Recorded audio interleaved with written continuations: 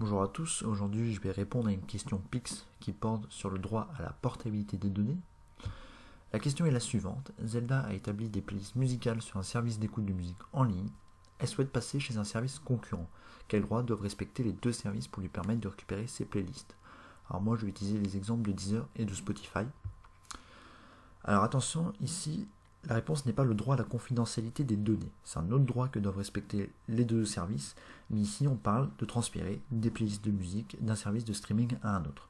Et donc dans ce cas-là, c'est bien le droit à la portabilité des données. Alors qu'est-ce que ce droit? Voilà ce que nous dit la Commission nationale de l'informatique et des libertés de France, ou la CNIL, sur son site. Ce droit offre la possibilité aux personnes de récupérer une partie de leurs données dans un format ouvert, lisible par machine. Elles peuvent ainsi les stocker ou les transmettre facilement d'un système d'information à un autre en vue de leur réutilisation à des fins personnelles. Ce droit a été introduit par le RGPD et la loi pour la République numérique du 7 octobre 2016, qui n'est entré en vigueur qu'en mai 2018. Il permet tout simplement de récupérer nos données personnelles pour, dans le cas de Zelda, les transmettre à un autre organisme. Ça nous est bénéfique parce que ça permet tout simplement d'avoir la maîtrise sur nos données. Mais surtout, ça nous permet de ne pas être captif d'un opérateur en particulier. Imaginons que dans le cas de Zelda, elle souhaite passer chez Deezer pour profiter de l'offre étudiante. Évidemment, il y a des conditions. D'abord, c'est limité à nos propres données.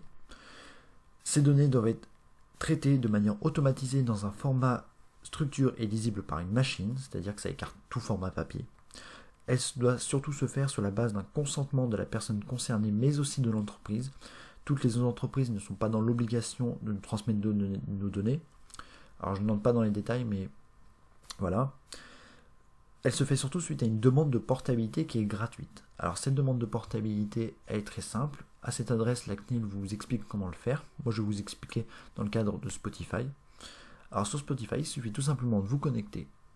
À gauche, vous aurez un petit onglet et il suffira de trouver paramètres de confidentialité. Descendre un peu et là, Spotify vous propose en 3 étapes de vous envoyer vos données personnelles par mail dans un délai de 30 jours. En cas de refus non justifié, la CNIL encore une fois vous explique la procédure. Il suffit tout simplement de saisir la CNIL munie de preuves pour vérifier si l'entreprise est bien dans l'obligation de vous fournir vos données. Voilà.